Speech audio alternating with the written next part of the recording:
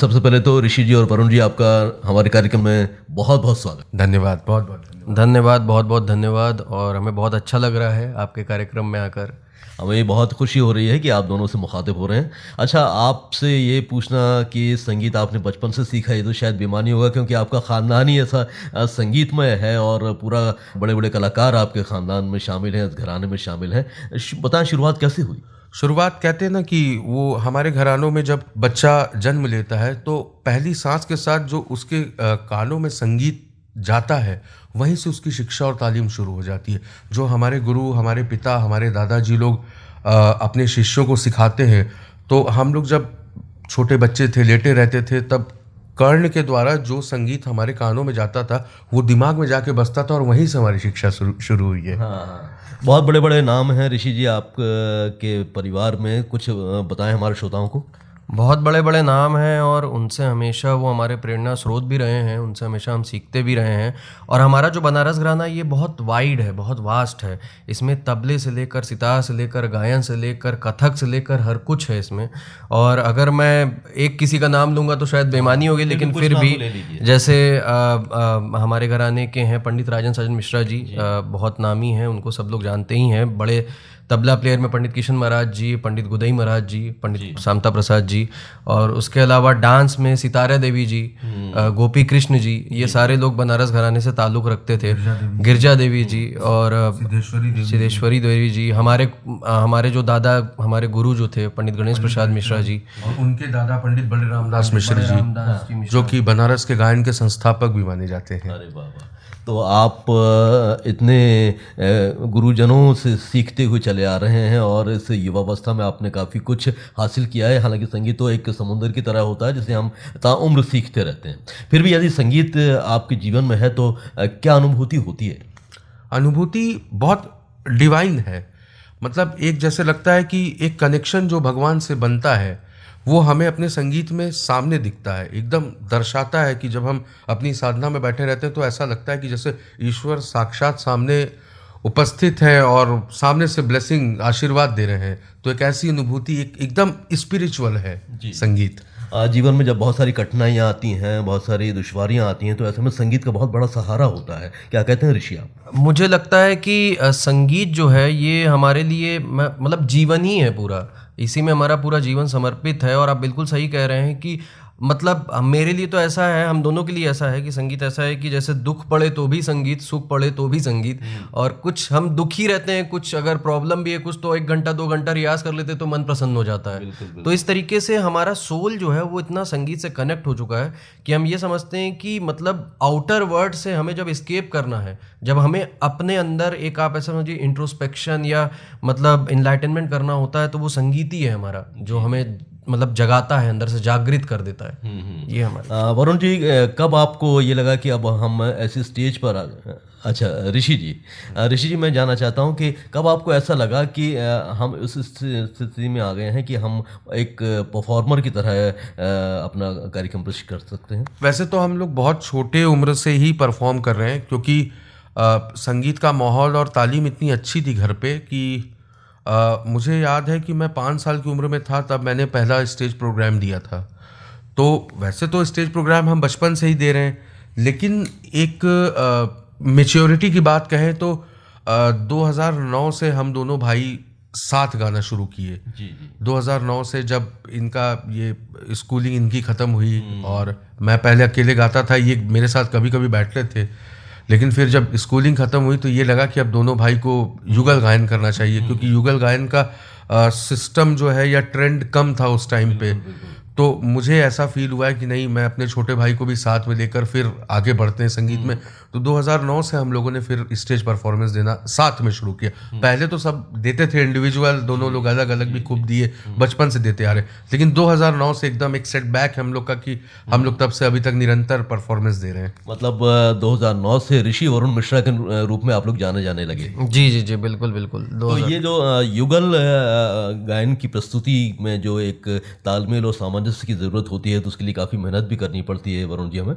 तो इसको लेकर आप कितनी मेहनत कर कर रहे हैं, कितनी कोशिश करते हैं? देखिए, ऐसा है कि बचपन से ही हम चूँकि जैसा कि हमारे घराने में ही पंडित राजन सजन मिश्रा जी और ये जितने लोग युगल गायन या युगल संगीत जो करते आ रहे हैं उनसे हमने हमेशा प्रेरणा ली है। और उसके अलावा हमारा जो संस्कार है उसी में ये चीज़ डाली गई है।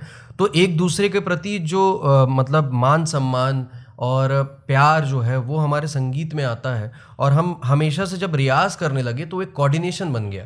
तो वो कोऑर्डिनेशन बनते बनते आप यकीन नहीं करेंगे, हम लोग अभी जैसे आज स्टेज पर बैठेंगे तो आप यकीन नहीं करेंगे, हम लोग ने शायद पिछले 4-5-6 महीने में साथ में गाया ही नहीं है। अच्छा। मैं अलग प्रैक्टिस कर रहा था क्योंकि मैं थोड़ा लखनऊ अभी रहता हूँ और मैं यहाँ वहाँ लखनऊ देख रहा हूँ और भैया इलाहाबाद देख रहे हैं। तो ऐसा होता है कि लेकिन ये है कि जब स्टेज पर बैठते हैं तो वो कोऑर्डिनेशन, क्योंकि हमने सालों साल मुझे लगता है 8-10 साल लगातार प्रैक्टिस की हुई है, साथ में बैठकर रियाज किया हुआ है। तो वो कोऑर्डिनेशन अपने आप मुझे लगता है कि वो एक दूसरे के प्रति जो रिस्पेक्ट है उससे आ जाता है क्योंकि जब हम युगल गायन करते हैं तो साथ में हम गा रहे होते हैं, तो हम एक बनकर गा रहे होते हैं। उस समय दो नहीं होते हैं। हम अगर कोई राग गा रहे हैं तो वो एक राग गा रहे हैं। ये नहीं होता कि मैं अलग गा रहा हूँ, ये अलग गा रहे हैं। मैं आलापचारी कर रहा हूँ, ये आलापचारी कर, लेकिन कर क्या रहे हैं, हम राग की आलापचारी कर रहे हैं। तो वो पूरा राग अच्छे से दिख पाए, वो हम लोग का मेन मतलब होता है एम।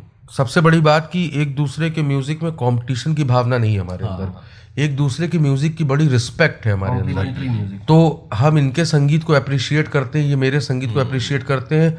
ये सिंक्रोनाइजेशन का बहुत बड़ा एक वो है कि इससे हमारा सिंक्रोनाइजेशन जो तालमेल है वो बहुत अच्छा बनता है। और फिर एक जो हमारी इमेज पहुंचती है दर्शकों तक वो भी एक खास हो जाती है। तो ये युगल जोड़ी कहाँ कहाँ परफॉर्म कर चुकी है भारत के साथ साथ?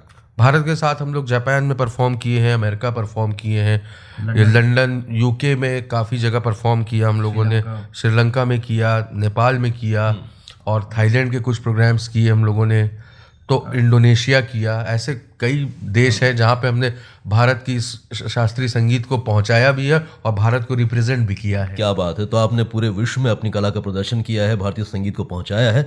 क्या रिस्पांस देखा है वरुण जी आपने कि भारतीय संगीत के प्रति कितनी रुचि बढ़ रही है लोगों की, क्या उनका रुझान है? बहुत ज़बरदस्त रिस्पांस मैंने देखा है। इनफैक्ट जहाँ भी हम बाहर परफॉर्म किए हैं मैंने देखा है कि लोग जब शास्त्रीय संगीत सुनते हैं तो वो ध्यान लगा कर बैठ जाते हैं। मतलब इनफैक्ट आप यकीन नहीं करेंगे, वो क्लैप करना भी सही नहीं समझते, उन्हें लगता है कलाकार डिस्टर्ब ना हो जाए, तो इसलिए वो ध्यान लगा कर बैठते हैं। उन्हें लगता है ये मेडिटेशन है। ये जो हमारा शास्त्रीय संगीत जो है वो इतना स्पिरिचुअल है, इतना डिवोशनल है कि लोग उसमें ध्यान लगाकर एक एक सुर को सुनते हैं और उसको अपने अंदर जो है एब्जॉर्ब करते हैं। तो जिससे उनको लगता है कि शायद उनका सोल जो है वो प्योर हो रहा है। तो ये चीज़ जो है ये वो लोग बहुत फील करते हैं। और इंडिया में भी ऑब्वियसली इंडिया भारत है तो भारतीय शास्त्रीय संगीत तो है ही है, लेकिन फिर भी मुझे लगता है कि जो यंग लोग हैं उनका रुझान जो है वो थोड़ा और आना चाहिए और मेहनत और करनी चाहिए। लोग मेहनत थोड़ा कम करते हैं और सोचते हैं कि ग्लैमर जल्दी मिल जाए, नाम जल्दी हो जाए, लेकिन मेहनत में थोड़ा सा मुझे लगता है कि लोग संकोच करते हैं। थोड़ा मेहनत और करनी चाहिए लोगों को। लेकिन ये हिंदुस्तान को गर्व करने वाली बात है कि हमारा जो संगीत है वो दूर दूर तक अपने पैर पसार रहा है और लोग उसे चाव से सुन रहे हैं, उसे सीख भी रहे हैं। तो ऋषि जी, हम जानना चाहते हैं कि आपने इस कला को तो दूर दूर तक पहुंचा ही दिया है, शास्त्रीय संगीत के साथ साथ आपने कुछ और भी विधाओं में अपना दखल रखा है। आप बहुत सारे विज्ञापनों के लिए भी आवाज़ अपनी देते हैं, बहुत सारे आपने वेब सीरीज़ वगैरह भी किए हैं, इसके बारे में कुछ बताइए।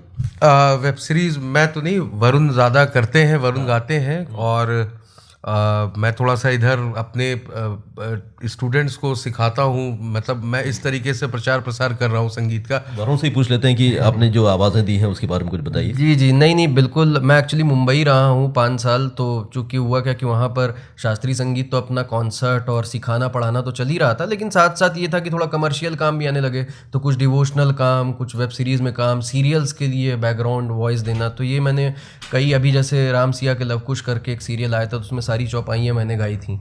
तो इस तरीके से बहुत सारे मतलब एल्बम्स जो है मैं गाता रहता हूँ। तो कुछ भी कमर्शियल काम आता है, अभी भी आता रहता है, अभी भी गाता रहता हूँ। अभी भी मैंने 2-3 प्रोजेक्ट्स अभी किए हैं और रिलीज़ होने वाले हैं, तो जल्दी आपको सुनने को मिलेगा।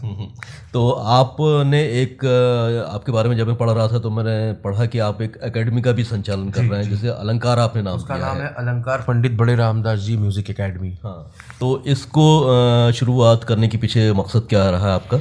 मकसद ये था कि पहले हम लोग सिखाते थे सिर्फ, फिर ये लगा कि कुछ ऐसा एक सोसाइटी बना दें जहाँ पे और भी टीचर्स जुड़े, ज़्यादा से ज़्यादा स्टूडेंट्स जुड़े, और ये आगे जाके एक यूनिवर्सिटी के रूप में भी अगर बढ़ती है तो ये हमारे लिए बहुत प्राउड मोमेंट होगा, बहुत गर्व होगा हमें, और हमें ये लगेगा कि शायद हमने संगीत को लेकर कुछ एक बहुत बड़ा काम कर दिया है। तो इसीलिए हम लोगों ने एक एकेडमी का सेटअप किया अलंकार नाम से, और बहुत अच्छा, मैं प्रयाग में उसको देख रहा हूँ, वरुण लखनऊ में देखते हैं उसका पूरा, और हम लोग डिफरेंट सिटीज़ में उसके ब्रांचेस भी खोलने को अभी सोच रहे हैं। तो जहाँ पे कोविड का थोड़ा सा स्थिति ठीक होगी, अभी तो गंभीर है लेकिन ठीक होगी जब कोविड की स्थिति, तो अलग अलग शहरों में, अलग अलग प्रदेशों में हम लोग इसके ब्रांचेस भी डालने को सोच रहे हैं। नहीं, बहुत अच्छी बात है, बहुत बहुत शुभकामनाएं हम आपको देना चाहते हैं।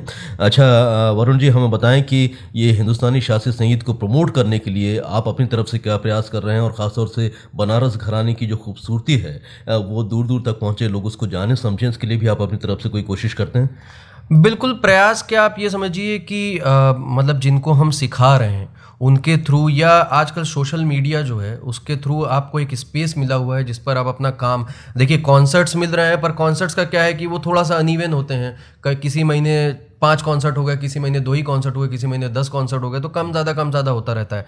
लेकिन एक ये है कि आपके पास सोशल मीडिया है तो उसके थ्रू आप अपना कुछ ना कुछ, जैसे हम क्या करते हैं कि जैसे बच्चों को सिखाते हुए कुछ अपना एक वीडियो डाल दिया किसी राग का, तो इससे क्या है कि और लोग भी सीख सकते हैं जो उसको देख रहे हैं, क्योंकि वो वीडियो 10,000, 15,000, 20,000 लोगों तक पहुँचता है वो।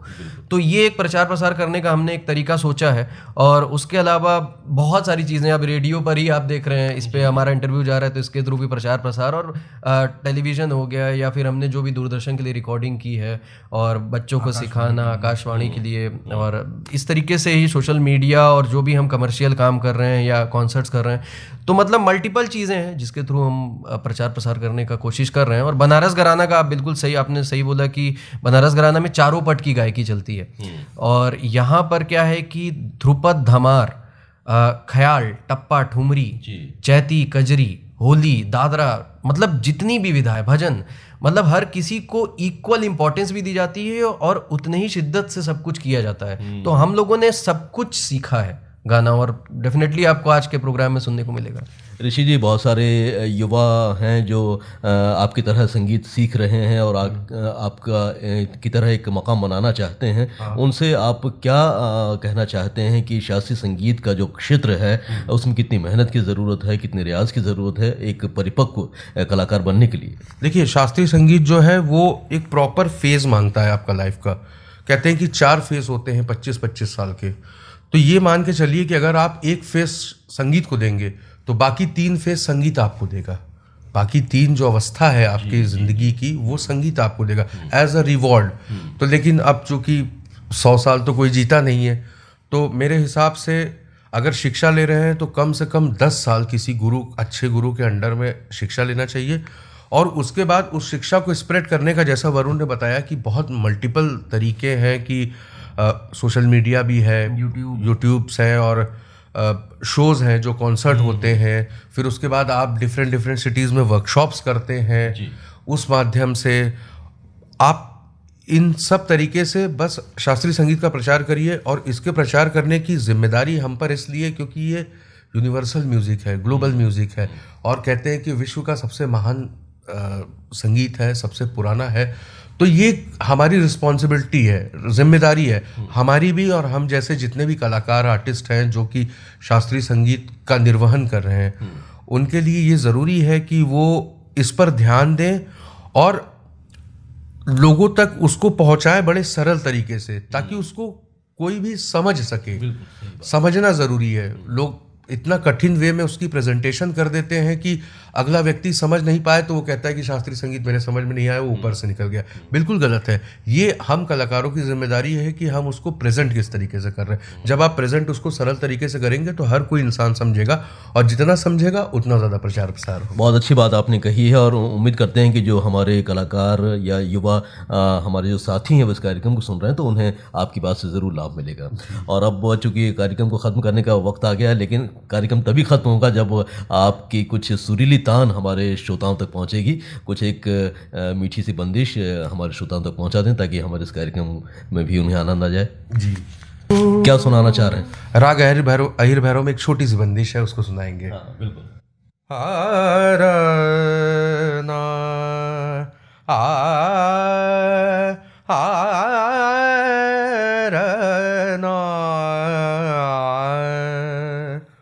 अलबेला सजन आयो री अलबेला सजन आयो री मोरा मनत सुख पायो री मोरा मनत सुख पायो री अलबेला सजन आयो री अलबेला साजन आयो री मंगल गावो चौक पुरावो मंगल गावो चौक पुरावो मन रंग ईश पायो री अलबेला साजन आयो री अलबेला साजन आयो री पम गरे गम पद नि द पम गरे गम पद नि स द स नि द पम गम पद नि द पम गरे गम पद द पम गरे स अलबेला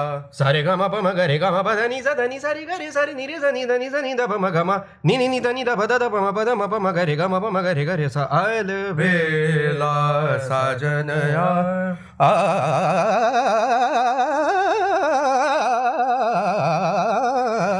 अलबेला साजन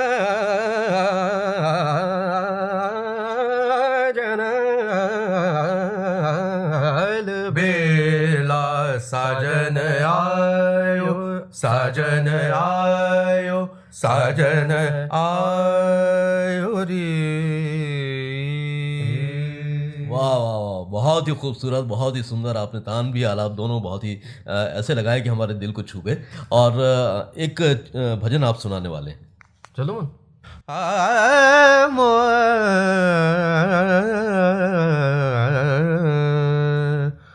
चलो मन गंगा यमुना तीर चलो मन गंगा यमुना तीर चलो मन गंगा यमुना तीर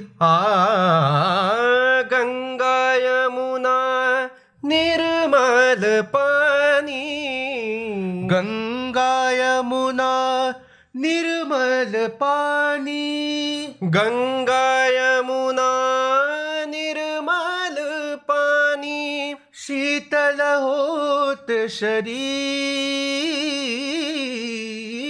शीतल होत शरीर चलो मन गंगा यमुना तीर चलो मन गंगा यमुना तीर चलो मन गंगा यमुना गंगा यमुना गंगा यमुना तीर वाह वाह वाह वाह, बहुत सुंदर, बहुत सुंदर। चलो मन गंगा यमुना तीर। अब हमारे भी चलने का समय हो गया है। तो ऋषि जी और वरुण जी, आपने इतनी सुंदर बातें की संगीत के बारे में और अपनी यात्रा के बारे में।